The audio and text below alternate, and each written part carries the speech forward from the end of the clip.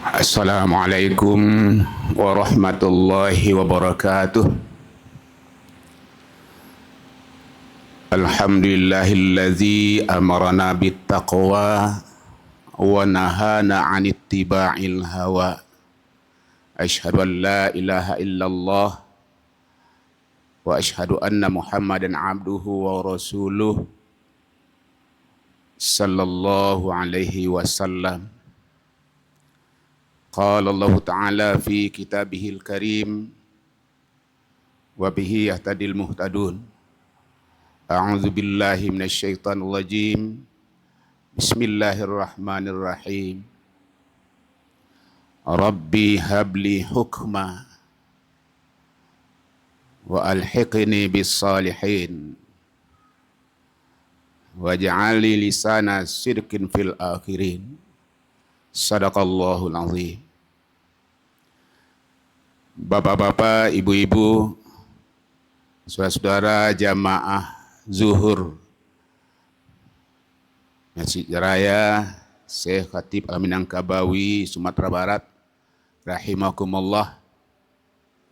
Selalu kita bersyukur kepada Allah Subhanahu wa taala, serta selawat buat Nabi kita Muhammad sallallahu alaihi wasallam.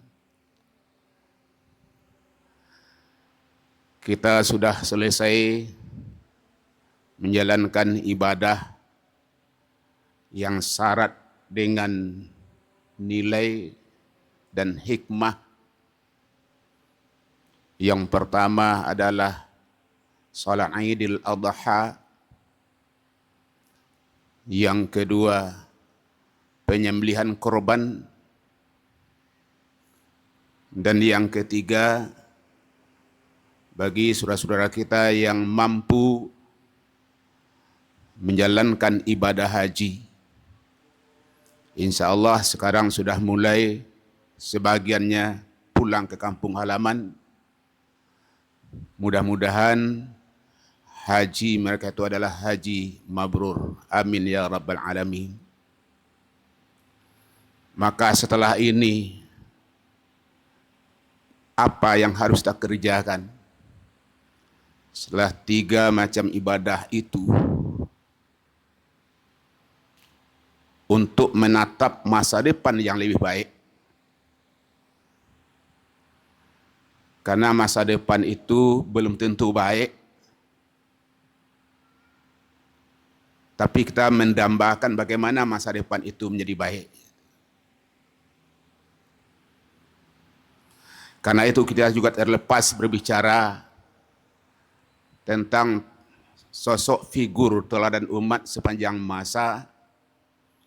Barangkali beliau itu perlu kita contoh dalam menatap masa kehidupan kita ini dan keselamatan kita dunia akhirat, yaitu Nabi Ibrahim alaihissalam.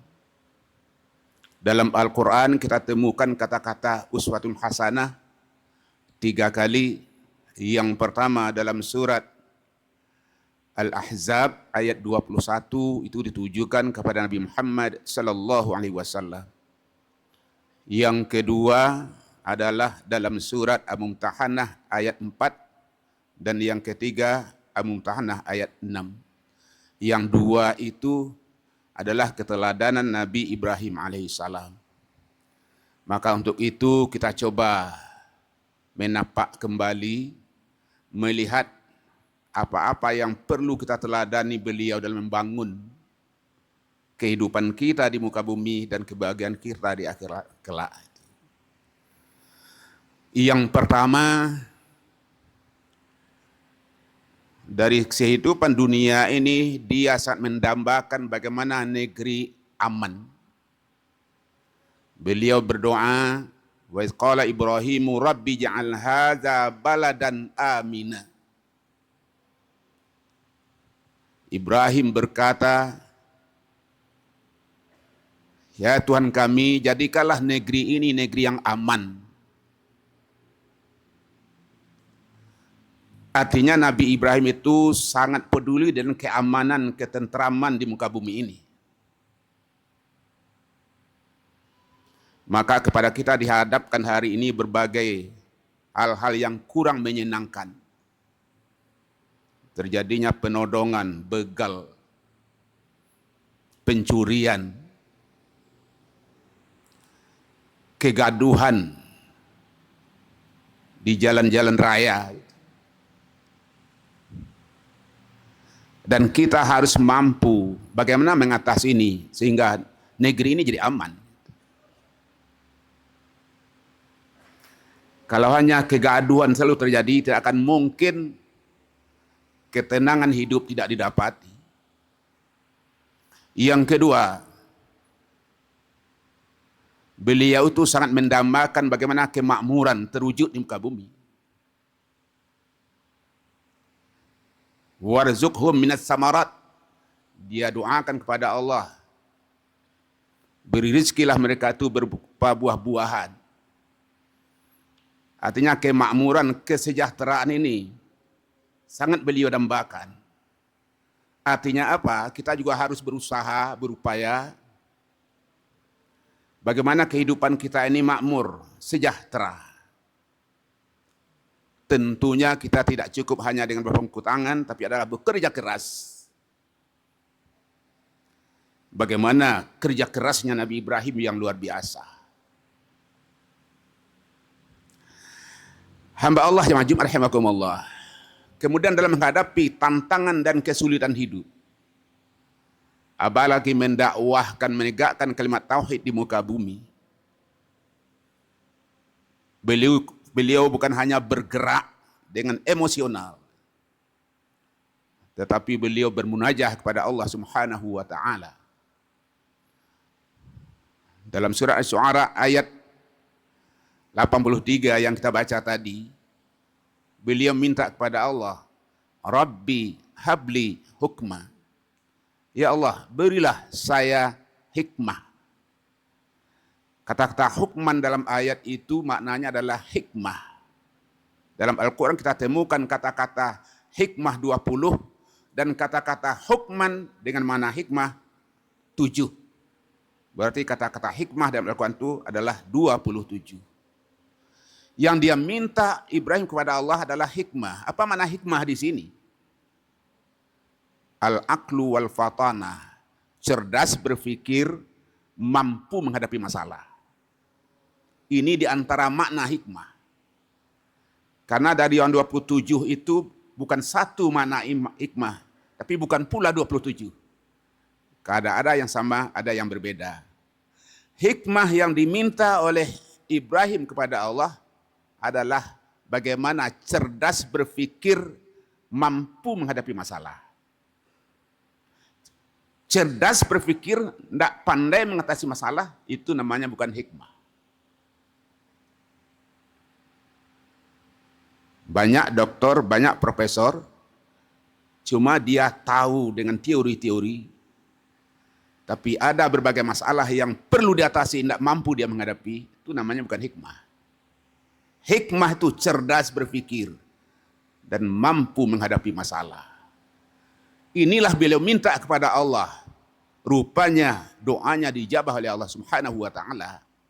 Dalam mengatasi kesulitan seberat apapun, dia berhasil mengatasinya. Ini terbukti kecerdasan beliau itu. Sewaktu Namrud bersama pasukannya pergi ke luar kota, sebenarnya beliau juga dibawa, tapi tengah jalan dia katakan dia uzur sakit, maka dia kembali pulang. Sementara itu patung-patung berhala-berhala Tuhan Namrud itu dihabiskan semuanya, kecuali tinggalkan satu.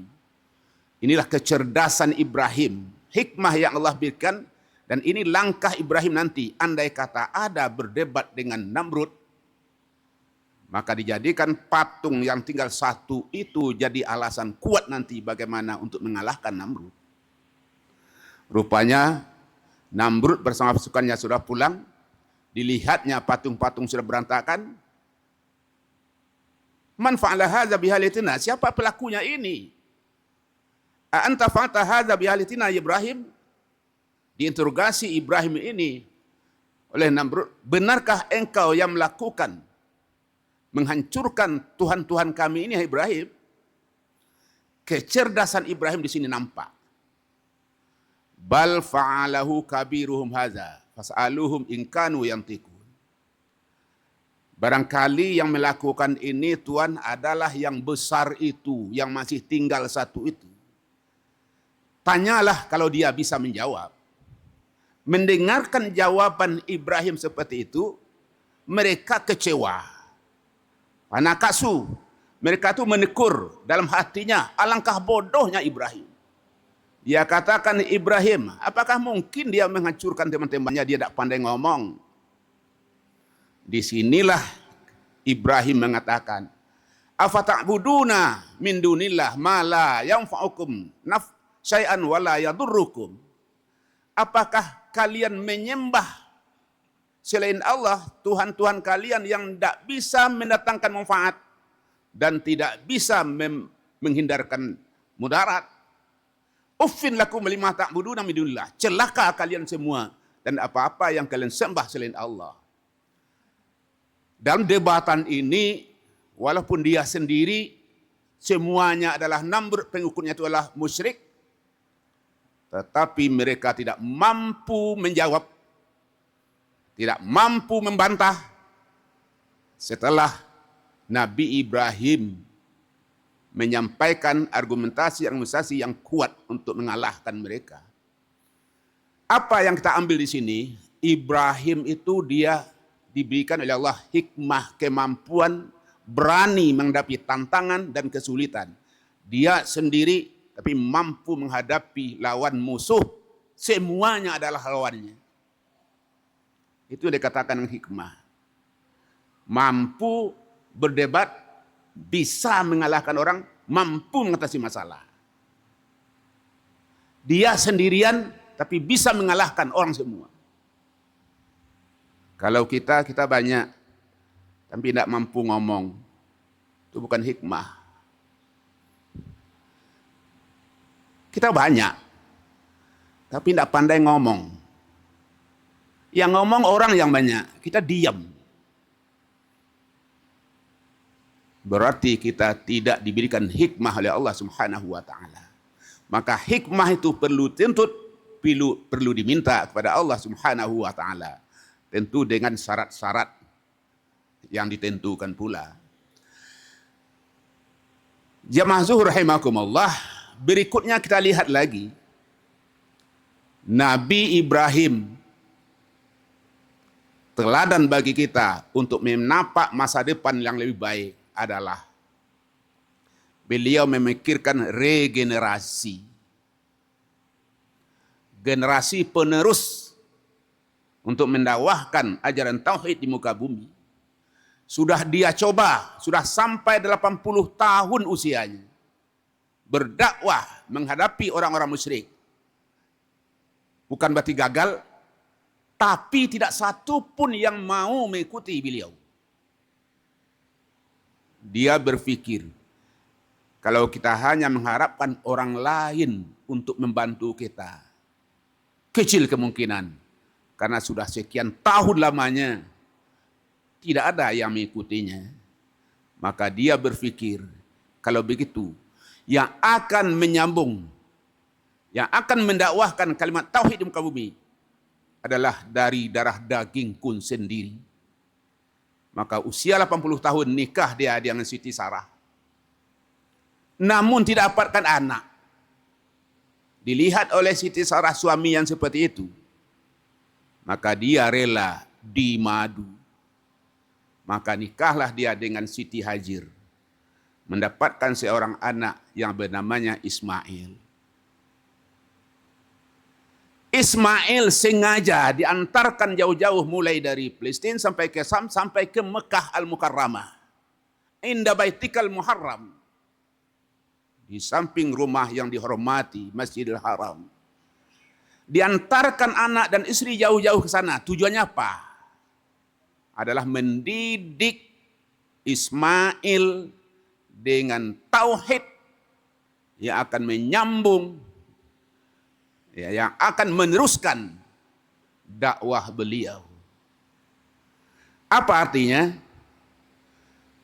Untuk membentuk generasi penerus harus ada kerja keras.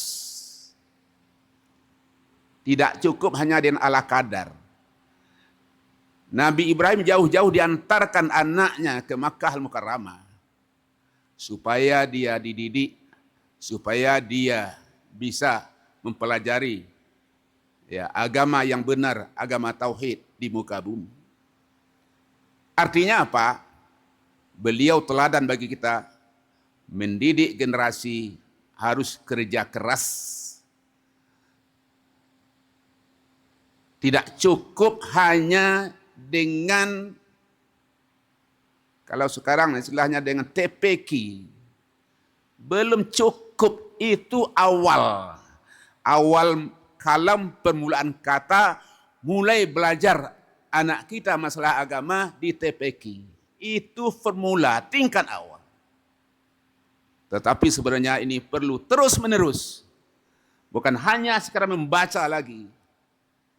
Tapi kita sudah pandai, kita didik anak kita itu sampai memahami dan mengamalkan Al-Quran. Kenapa demikian? Ilmu tentang Al-Quran, ilmu tentang agama adalah suatu keniscayaan yang mesti kiranya dimiliki oleh generasi kita. Apa sebab? Semakin lama orang semakin maju, ilmu semakin tinggi. Kalaulah tidak barengi dengan ilmu pengetahuan agama kita yang matang, kita cemas, andai kata generasi kita ini gampang di debat dikalahkan oleh orang-orang yang berilmu pengetahuan tinggi, yang sengajanya adalah bagaimana untuk melemahkan akidah Islamiyah di muka bumi ini. Karena itu, Bapak Ibu jamaah zuhur rahimakumullah, mari kita persiapkan generasi kita. Generasi yang kuat agamanya, kuat ilmu agamanya. Tidak cukup lagi hanya sekadar belajar di TPQ, tidak cukup.